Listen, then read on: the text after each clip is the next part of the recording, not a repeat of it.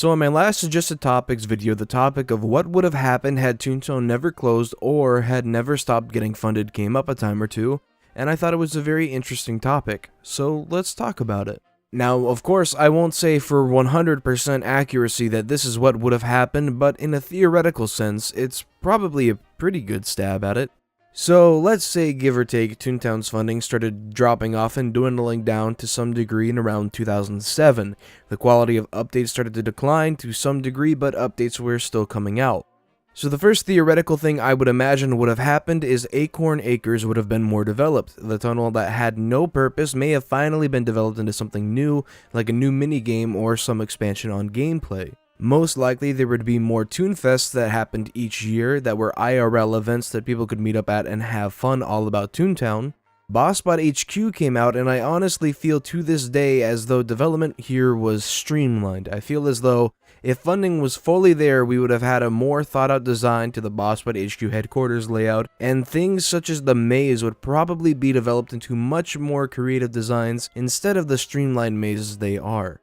Toon parties would most likely have more items to buy. There were files for things like a merry-go-round, and most likely would have had more things added to them over the years. Most likely new Toon species, as up until 2007 they had added a new one every year. They would have developed and added the ability to change your house model as they were planning in the phase files that was never added and was scrapped. The silly meter would have brought even more silliness to Toontown in making the buildings dance. That was a feature for it that was scrapped, and potentially even more plans for what the silly meter's purpose may have been.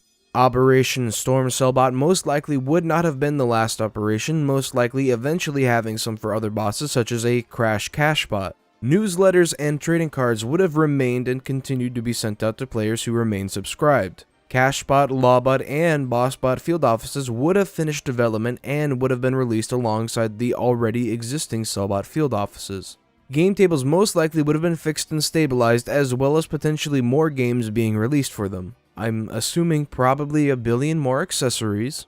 And here's kind of where it splits two ways. You can go route A and continue to speculate on what would happen if the game remained on the same platform, or you can go the route of the Unity Toontown 2.0 prototype getting funded, and you can delve into that, but for now, let's say it stays as it is. Creative director Felipe Lora would then choose to develop things that would make Toontown more interactive and also things that expanded on gameplay. So things like the dancing buildings would come out, and most likely more interactive items, things like drums that make noise when you bounce on them.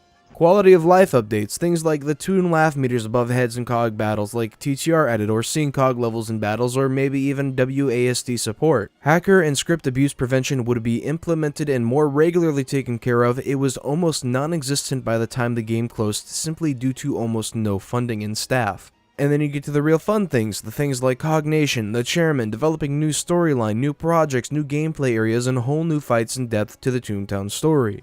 Now it's known for a fact Felipe Lora wanted to develop something for manholes and something for Cognation. It was ideas that were bounced around, but it just always came down to the funding for development that just wasn't there.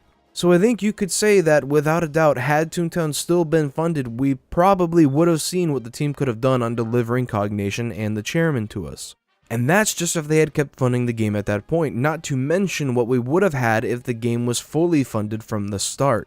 On the other hand, we could have also have had in this day a Unity version of Toontown that incorporates many of the same aspects of Toontown, but in a new updated environment suitable for much easier updates and management. Better quality graphics, shaders, and just a whole new lease on life for the game of Toontown. New areas, new minigames, new interactivity, new design. It would have been the absolute future path for Toontown had it gotten funding. But alas, history is history, and it says that Toontown did not do that. It's a fun speculation, but unfortunately it just didn't happen. If you want me to make a video on things that may have happened had the game been fully or even overly funded from the start, let me know and I'll see what I can do. But as always, I just want to say thank you all for watching, and I'll see you all next time in my next video.